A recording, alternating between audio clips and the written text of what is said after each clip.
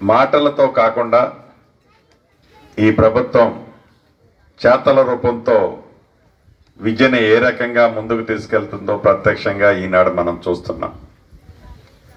అమ్మ ఆదర్శ పాఠశాలల పేరుతో రాష్ట్ర ప్రభుత్వం పెద్దలు ముఖ్యమంత్రి రేవంత్ రెడ్డి గారి నాయకత్వంలో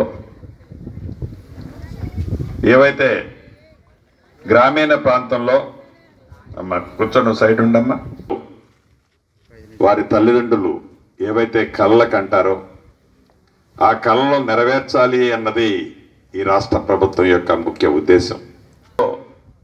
ప్రత్యేకమైన మార్పులు తీసుకొచ్చాం, విద్యను అద్భుతంగా తీర్చిదిద్దాం, విద్యకు పెద్దపీట వేశామని గత ప్రభుత్వాలు చెప్పాయి. మాటలకే పరిమితమయ్యాయి తప్ప చేతలకు వచ్చేసరికి ఏ రెసిడెన్షియల్ స్కూల్ చూడనండి, ఏ రెసిడెన్షియల్ కాలేజీలు చూడనండి, అన్నీ కూడా టెంపరవరీగా ఏదైతే ఈరోజు షెల్టర్ ఏడేసుకొని తెల్లారి షిఫ్ట్ ఆడికి చేసుకొని ఆ మూడో రోజు ఆడికి అక్కడ షిఫ్ట్ చేసుకున్నట్లు మొత్తం రెంటిల్లో పెట్టారు తప్ప పూర్తి వ్యవస్థని విస్మరించింది గత ప్రభుత్వం. విద్యార్థులు చిన్నారులు మొత్తం ప్రైవేటు సెక్టర్ బాట పట్టారు. పట్టడమే కాదు, ఆ తల్లిదండ్రులు వారి ఆశలు కలలు నెరవేరటం కోసం వారి చాలని సంపాదన ఒక పూటే తిని ఆ పిల్లల్ని మంచిగా చదివించాలని తాపత్రయంలాగానే మిగిలింది ప్రైవేట్ సెక్టార్లకు పంపించిన తర్వాత కూడా. ఉదాహరణకి ఈ స్కూల్ మనం ఉన్న స్కూలే చూద్దాం. ఇందాక హెడ్ మాస్టర్ గారు చెప్పినట్లు ఈ స్కూల్కి సుమారు ₹1 కోటి పైగా ఇప్పుడు మనం ఖర్చు పెట్టాం ఈ ప్రభుత్వం వచ్చిన ఈ 4-5 నెలల్లోనే. అంటే ఈ పెట్టే సిస్టమ్ సామాన్యుడికి పేదవాడికి అండగా ఏదైతే ఈ ప్రభుత్వం ఉండాలి అని అన్ని రంగాలలో, అది విద్య విషయంలో కానీ, వైద్య విషయంలో కానీ, ఇతరత్ర మౌలిక వసతుల విషయంలో కానీ పేదవాడికి అండగా ఉండాలన్నదే ఈ ప్రభుత్వం యొక్క లక్ష్యం.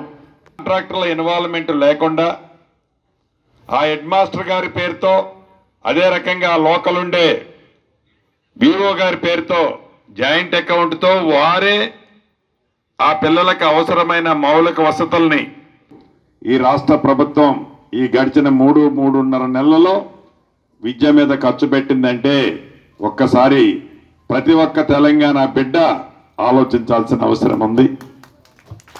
మాటలతో కాదు, గౌరవ ముఖ్యమంత్రి రేవంత్ రెడ్డి గారి ప్రభుత్వం చేతలతో ఉన్నది అనటానికి ఇంతకంటే నిదర్శనం ఏం కావాలి అని ప్రధాన ప్రతిపక్షాలు ఏవైతే నోరు జారుతున్నాయో వారు ఒక్కసారి వారే ఆత్మ పరిశీలన చేసుకోవాలి. అంతేకాదు, ఎన్నికలకు ముందు ఈ పెంచుతూ పోతుంది. తప్పకుండా ప్రజల ప్రభుత్వం, పేదోడు ప్రభుత్వం, ప్రజలకు అండగా ఉండే ప్రభుత్వం, మాటల ప్రభుత్వం కాదు చేతల ప్రభుత్వం అని ఈరోజు మనస్ఫూర్తిగా తెలుపుతూ రాష్ట్ర వ్యాప్తంగా ఉన్న చిన్నారి బాలబాలికలకు కూడా మనస్ఫూర్తిగా ఇవాళనే, అంటే వాళ్ళు పాత స్కూలే వాళ్ళందరూ వచ్చేది, వాళ్ళందరికీ స్కూల్కి వస్తున్నందుకు వాళ్ళందరికీ స్వాగతం చెప్తూ రాష్ట్ర ప్రభుత్వ పక్షాన శుభాకాంక్షలు చెప్తూ సెలవు తీసుకుంటున్నాను.